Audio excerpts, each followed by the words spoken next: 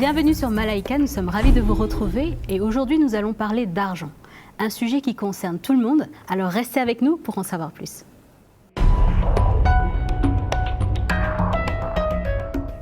Donc voilà, comme vous avez découvert, nous allons parler de dîmes et d'offrandes.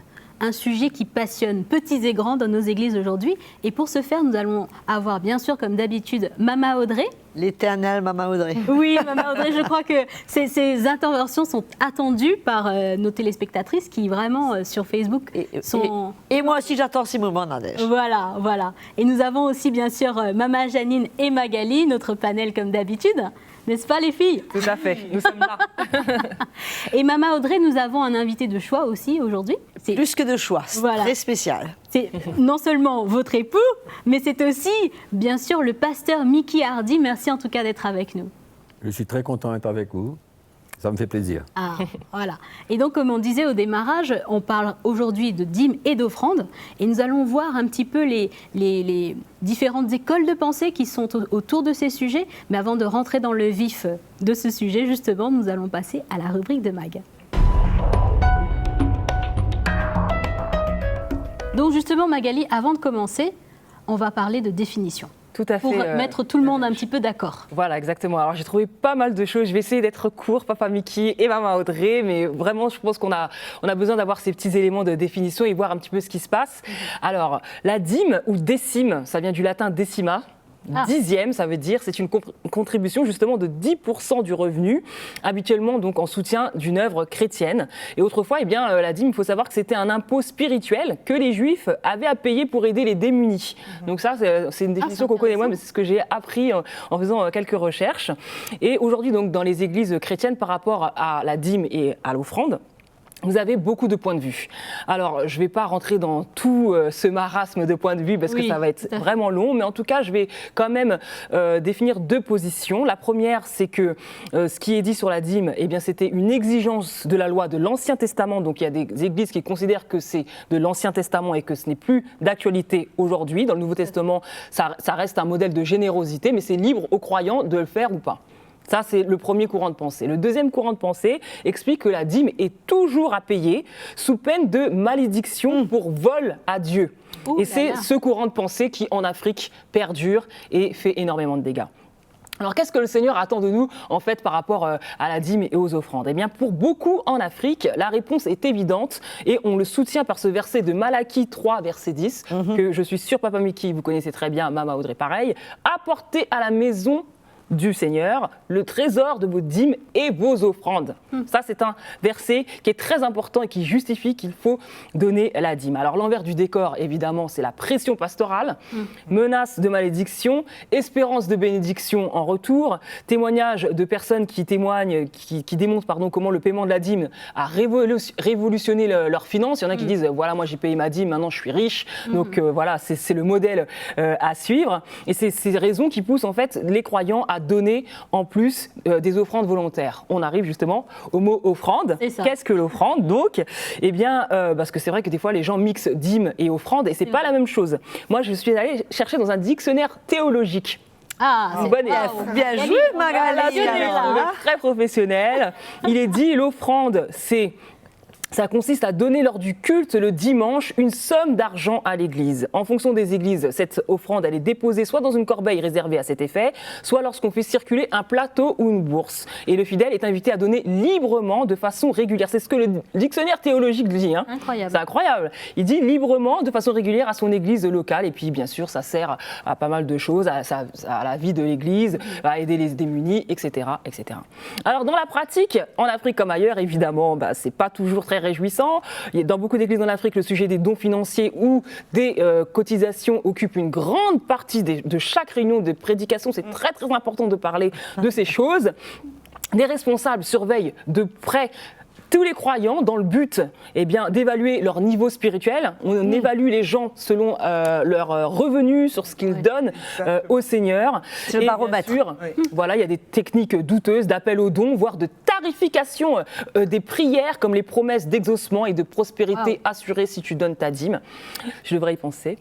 Alors, ce qu'on appelle aussi la pratique de la semence, il faut noter ça quand même, parce que c'est très courant en Afrique, je suis sûre que Mama Janine pourra aussi le notifier, c'est c'est ces discours financiers avec cette pression psychologique de la semence où on oblige aux gens de donner aussi, outre la dîme et l'offrande, une semence qui te permet de résister, d'éviter les malédictions du diable, les attaques du diable et voire la pauvreté.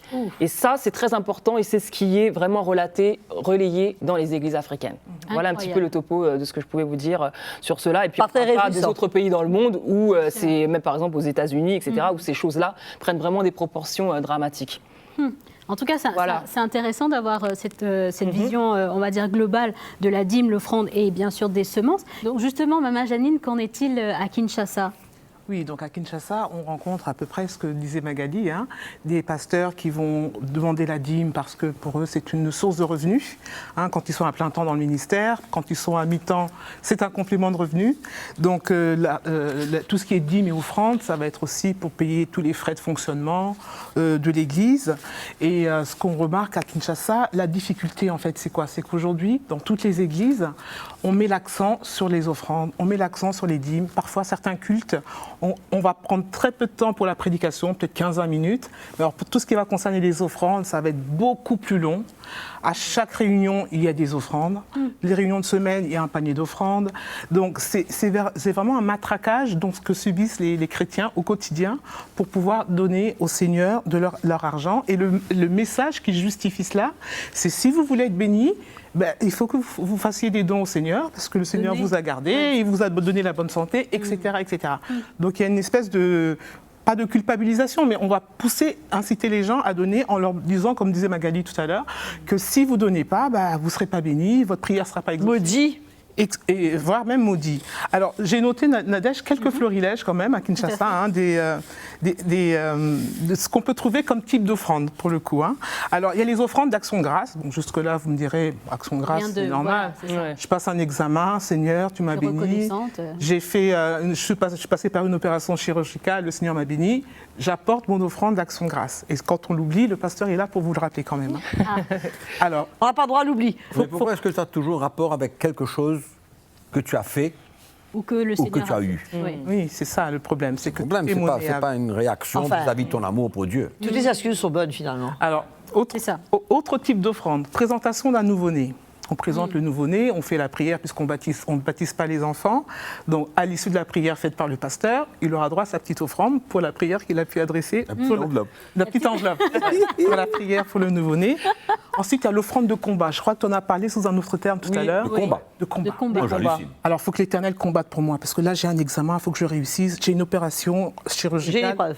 Il faut que... Voilà, donc, on fait l'offrande de combat. Alors, pour la même chose, on va faire l'offrande de combat et l'offrande d'Action Grâce. Donc, on donne 2 fois quand même, il faut le noter. Offrande d'ouverture et de fermeture de culte. Ah oui, ça c'est curieux. Non, mais quand même. On va ouvrir et fermer plusieurs fois, comme ça c'est fait. On ouvre un séminaire, on fait une conférence, on fait l'ouverture l'offrande d'ouverture. Et quand on clôture, bien évidemment, on va faire l'offrande sinon ça n'a pas de sens. Alors, il y a aussi l'offrande... C'est Alibaba, c'est ça? Il y a aussi, je ne sais pas si vous l'avez remarqué lors de vos voyages, Papa Miki, mais il existe aussi, en tout cas à Kinshasa, c'est très courant à Kinshasa, lorsque le prédicateur prêche et que la parole qu'il va donner va toucher le cœur de quelqu'un, la personne va se lever spontanément et aller déposer un billet sur l'estrade. Ça, j'ai déjà vu. Ouais. Tu vois, et ça, c'est des choses qui sont très, très, très à la mode, en tout cas dans les églises. Tu parlais tout à l'heure de vente aux enchères. Ah oui. Alors, on va mettre un projet. Donc, on a le projet pour telle ou telle chose au niveau de l'église. Alors, on va faire un appel de fonds. On commence par les devises étrangères. Alors, qui sont ceux qui ont des euros? On commence par 100 euros. Après, on passe au dollar. Après, on passe au franc. Donc, les gens s'avancent en fonction de montants 100, 50, etc., etc. Incroyable. Et les gens donnent de l'argent à ce moment-là. Et je crois que le carton rouge, parce que je pense que là, vraiment, Papa Miki, il faut parler de carton rouge. Je suis désolée, mais je vous explique. Dans une église, une fidèle en l'occurrence, c'était une sœur qui était partie donner son offrande. On lui a ordonné de retirer son offrande parce que le montant qu'elle donnait n'était pas élevé. C'était un tout petit montant. On lui a dit, mais attends, un si grand Dieu comment tu peux lui donner si peu d'argent? C'est comme si Jésus, qui regardait ce jour-là la veuve donner ses 2 sous, disait non, retirez vos 2 sous, madame, c'est trop peu d'argent pour Dieu. Ah, Voilà, ça, c'est à peu vraiment pas près. correct. C'est honteux. C'est Ouais. choquant. Mais parce qu'il y a Madame. tellement de points sur lesquels on peut rebondir, Mama Audrey, mais j'aimerais revenir sur ce que Magali disait par rapport à la malédiction si on ne donne pas la dîme. Et elle a cité le verset justement dans Malachie. Est-ce qu'on peut revenir sur ce point, Mama Audrey? Oui, mais je crois que c'est important de mentionner ici que ce verset, pourquoi ils utilisent la malédiction, c'est que le verset en fait dit « Vous êtes frappés par la malédiction et vous me trompez ou vous me volez. La nation tout entière. Et la recette, la solution, c'est apporter à la maison du trésor, toutes les dîmes, etc. Et là, si vous faites ça, l'Éternel va combattre pour vous. C'est là qu'il va menacer celui qui dévore, c'est là qu'il va agir. Donc, fort de ce verset, parce que bien évidemment, Mickey va sûrement revenir dessus, qui n'ont pas beaucoup de révélations de l'esprit de la Nouvelle Alliance, et que c'est purement de l'Ancienne Alliance, ça montrait leur cœur où c'était, peu importe ce que ça manifestait, mais le Seigneur disait cela, mais ça n'a rien à voir avec le chrétien d'aujourd'hui. Mais eux, ils utilisent ça, et ça vient un outil de manipulation, de peur, parce que qui veut voler Dieu? Ouais. Vraiment. Pas moi en tout cas, et toi Magali? Ah non. On ne veut pas voler Dieu. Hein? Et on ne veut pas non plus que Dieu ne soit pas de notre côté par rapport à l'ennemi. Bien sûr. Exactement. Donc ça règle tous les problèmes d'un seul coup. Je porte ma dîme, j'ai payé mon assurance. Oui, c'est ça. Et donc, fort de cela, le pasteur va dire, maintenant, si tu n'as pas porté ta dîme, ben, tu es maudit. Et attends-toi à ce que l'ennemi te dresse un joli tableau et tu es mal barré, quoi. Alors, donc, c'est assez triste, puisque, d'une part, c'est pas vrai. Deuxièmement, c'est pas du tout le cœur de Dieu. Ce n'est pas certainement pas pour ça que Jésus est mort sur la croix. Et c'est triste de voir que le peuple de Dieu est dans cet état. Et moi, je dis, selon ce que Maman Janine a dit, c'est du pillage. Bah, justement. C'est du pillage, je veux dire. C'est carrément... ici, on a une expression qui dit on a trouvé un poulet pour le plumer. Le plumer, voilà, c'est ça. Ben voilà, ben là, c'est plus d'un poulet. Hein. Bien sûr. Ils sont carrément déplumés, quoi. C'est-à-dire toutes les occasions sont bonnes. Action de grâce, offrande, dîme, ben, la dîme, elle devrait suffire pour prendre soin de l'Église. Pourquoi tout ça en plus, si ce n'est pour le pasteur? Bah, On se justement, pose des questions. on a le privilège d'avoir le pasteur Mickey avec nous. Justement, pasteur Mickey, j'aimerais poser la question. On parlait des Écritures, on parlait de ce qui se faisait dans l'Ancien Testament. Est-ce que Jésus a enseigné à ses disciples de porter leur dîme, vu la pression qu'il y a de ce qu'on a entendu avec Mama Janine et Magali, sur le chrétien de porter cette dîme? Écoute, je crois que ce serait très bon de pouvoir aller depuis le début, à l'origine. Très bien, oui. Nous savons que le premier cas de dîme, c'est Abraham qui a voulu, de son choix, porter une dîme à Melchisédek qu'il avait béni. Tout à fait. C'est la première occasion. C'était le choix d'Abraham. Il n'y avait pas de loi à cette époque. En fait, il voulait exprimer sa reconnaissance envers Dieu pour avoir gagné, remporter la victoire. Il a choisi de lui donner 10%. Ce n'est pas Melchisédek qui lui a demandé ça. Tout à fait. Ça n'était écrit nulle part. De son plein gré. Spontané. Deuxième occasion, c'était quand Jacob a eu un songe. Oui. Et que l'Éternel lui a dit, ah ben, je suis le Dieu d'Abraham, etc. Et la terre sur laquelle tu te couches, je te la donne, à toi et à ta postérité. Wow. Et là, Jacob a réalisé la présence de Dieu dans ce lieu. Il a dit maintenant, si Dieu est avec moi, si Dieu me donne des habits pour me vêtir, s'il me donne du pain pour manger, et si je retourne chez mon père En sécurité. Ben, je lui donnerai la dîme de tout ce qu'il me donne. Donc c'était encore une fois le choix de Jacob, ce n'était pas une loi. Volontaire. La première mention de la dîme comme une loi se trouve dans le livre de Lévitique. Là, c'était la loi sous le sacerdoce lévitique, où il fallait porter la dîme de son troupeau, la dîme de tout ce qui pousse, etc. Oui. C'est la première fois. Maintenant, il y a eu bien sûr tout le contexte de l'Ancienne Alliance, etc. D'accord. Maintenant, si on veut voir comment ça s'applique sous la Nouvelle Alliance, il y a beaucoup de gens qui parlent comme quoi que Jésus a dit « Vous donnez la dîme de la menthe, etc., mais vous n'exercez pas la miséricorde. » Ça, c'était avant la mort de Christ. D'accord. La loi existait toujours, sous le sacerdoce lévitique, était en vigueur. était en vigueur. C'était une loi pour les Juifs, d'accord? Et donc, Jésus leur parle, parle aux pharisiens, etc.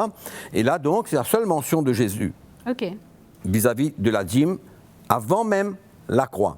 Maintenant, en ce qui concerne la croix et après la croix, c'est très intéressant parce que, encore une fois, ça m'étonne Oui. que les gens ne lisent pas la Bible comme il le faut. Dans l'Épître aux Hébreux au chapitre 7, il est absolument clair. Je vais lire. Si donc la perfection avait été possible sur le sacerdoce, par le sacerdoce lévitique, Oui. car c'est sur ce sacerdoce que repose la loi donnée au peuple. Donc, le sacerdoce lévitique contenait toute la loi que Dieu avait donnée au peuple sous l'Ancienne Alliance. Donc, si la perfection avait été possible par ce sacerdoce, était-il encore nécessaire qu'il paraisse un autre sacrificateur selon l'ordre de Melchisédek et non selon l'ordre d'Aaron? Donc, nous savons très bien que nous vivons aujourd'hui, non pas sous le sacerdoce lévitique, mais sous le sacerdoce selon l'ordre de Melchisédek, qui représente Christ. Donc, cela est venu remplacer le sacerdoce lévitique. Exactement. Donc, aujourd'hui, le sacerdoce lévitique n'existe plus. Donc il y a une abolition. Parce que le sacrificateur n'est plus ni Aaron, ni ses fils. Mais il y a un seul souverain sacrificateur qui est Christ. Et qui n'est pas de sa tribu. Et qui n'est pas de la tribu de Lévi, mais qui vient de la tribu de Juda. D'accord? Donc, le sacerdoce lévitique n'existe plus. Waouh. D'accord? Donc, nous sommes maintenant sous la nouvelle alliance, sous un nouveau sacerdoce, avec un nouveau sacrificateur, Jésus-Christ. Jésus-Christ, et un sacerdoce éternel. Waouh. Inchangeable, irremplaçable. Donc, c'est clair. D'où ce qu'on vient pour retirer maintenant qu'il faut aller puiser C'est ça. dans le sacerdoce lévitique pour Voilà. appliquer une loi sous la nouvelle alliance, c'est aberrant. Je pense qu'aujourd'hui, il y a beaucoup qui se servent de cette loi pour s'enrichir, pour s'assurer un revenu, La motivation. Oui. pour piller, pour voler et pour se servir du peuple de Dieu pour qu'il s'enrichisse. Mais C'est malheureux de dire cette chose. On va peut-être dire que c'est un peu un manque de révélation en même temps, mais étant donné que c'est là, autant s'en servir. C'est un peu l'attitude, si tu veux. Mais oui, mais papa Mickey et maman Audrey, vous êtes à la tête d'une église, vous aussi. Qu'est-ce que vous faites justement avec ces offrandes, ces dîmes? Parce que bien sûr. voilà, il faut bien que vous viviez vous aussi. Donc comment ça Voilà. se passe aussi? Non, il n'y a pas de dîme chez nous. D'accord. Personne n'est obligé. Parce que tout ce qui est une obligation est une loi. On est d'accord avec ça? C'est ça. Tout ce qui est une obligation est une loi. Et dans notre Église, il n'y a aucune obligation.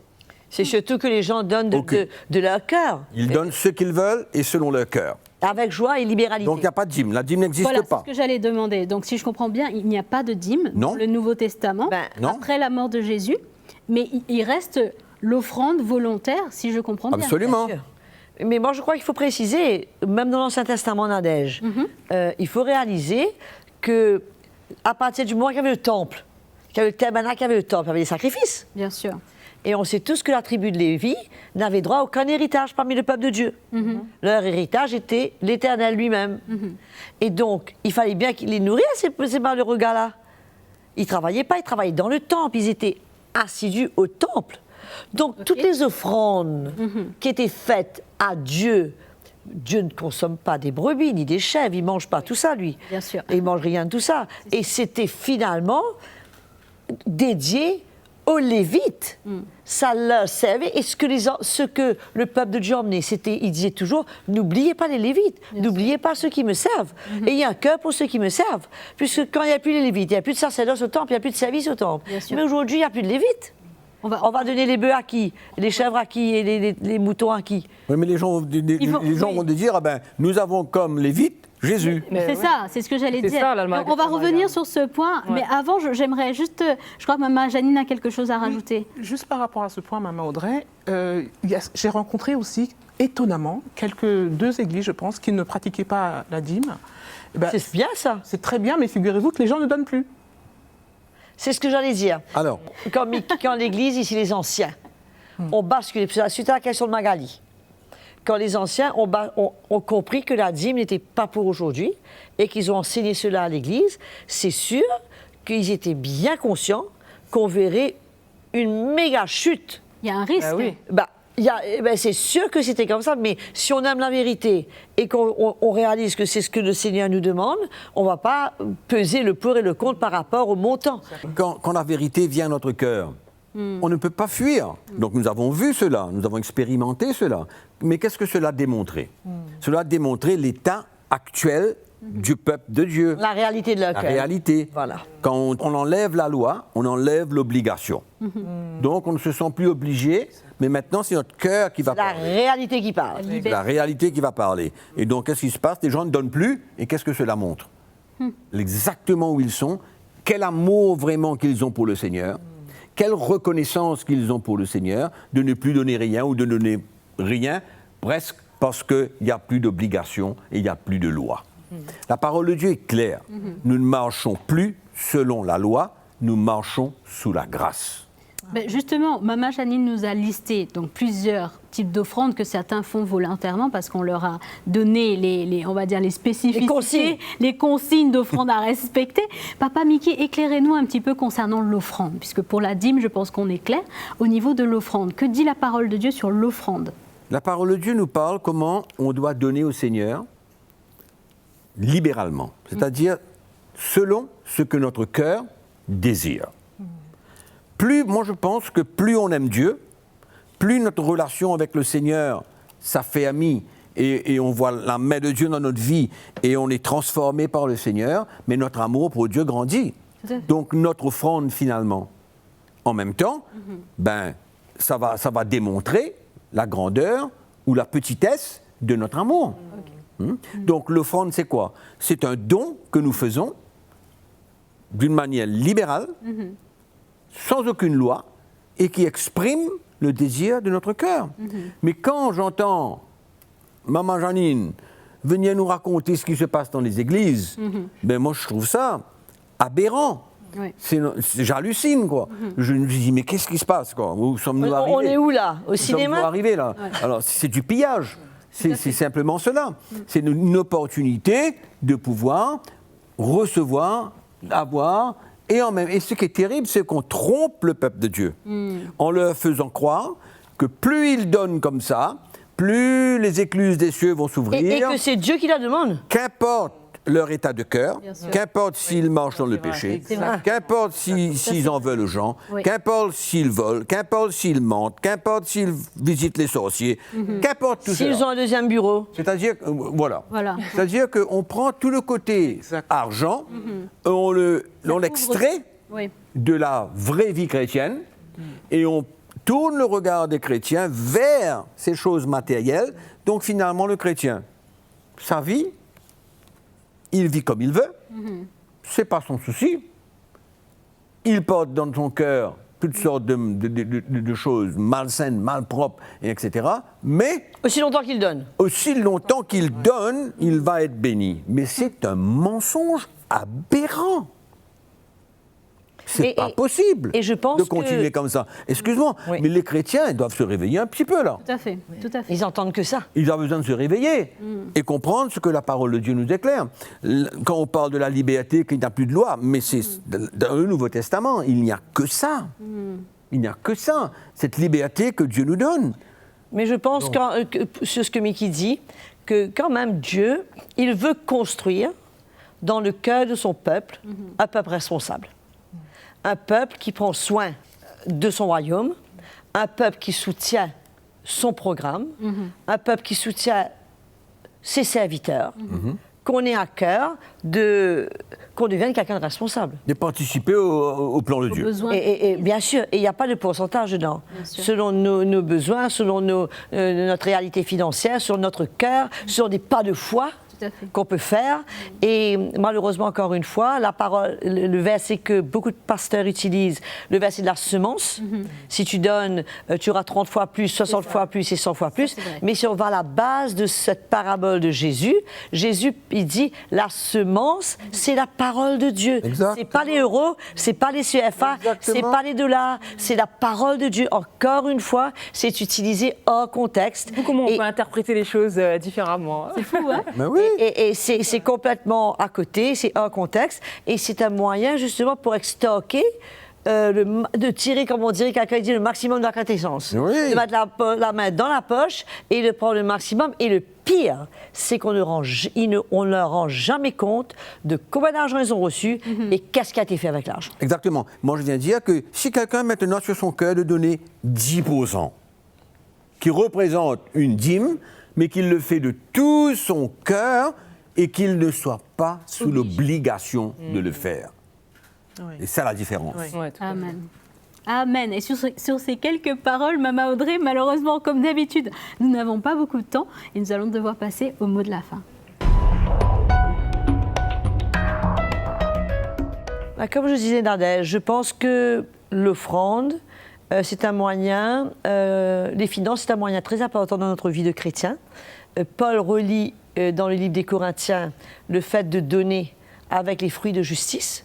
Donc il y a une croissance spirituelle qui est directement reliée au fait de donner quand on est généreux et que le Seigneur nous donne beaucoup d'avertissements qu'il ne faut pas que on peut pas servir Dieu et Mammon.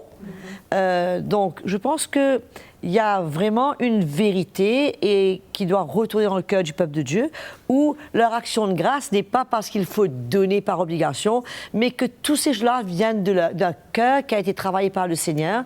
Et plus le Seigneur travaille notre cœur, plus il va mettre la générosité, moins on va dépendre sur les finances, moins on va relier notre succès avec le nombre d'argent qu'on a en banque, moins on va décider de ce que notre valeur par rapport à ce qu'on est, notre travail. Tout ça, ça ne vaut rien, mais c'est le cœur que nous transportons et c'est ça que le Seigneur cherche. C'est un cœur qu'il aime, un cœur qui aime son royaume, un cœur qui aime la veuve, l'orphelin, le jeune, le malheureux et qui est généreux dans tout ce qu'il fait sans que ce soit une loi ou une imposition. Amen. Merci beaucoup en tout cas, Maman Audrey et Pasteur Mickey. Je crois que beaucoup ont été éclairés sur ce sujet qui est un sujet à controverse, mais la vérité a été annoncée aujourd'hui et nous sommes vraiment reconnaissants. Et que le peuple de Dieu doit être libre. Exactement. Donc je vous remercie vraiment, merci beaucoup Maman Janine, merci Magali et merci à toutes celles qui nous suivent et ceux qui nous suivent sur Facebook et sur YouTube. Je vous dis à très très bientôt pour un nouvel épisode.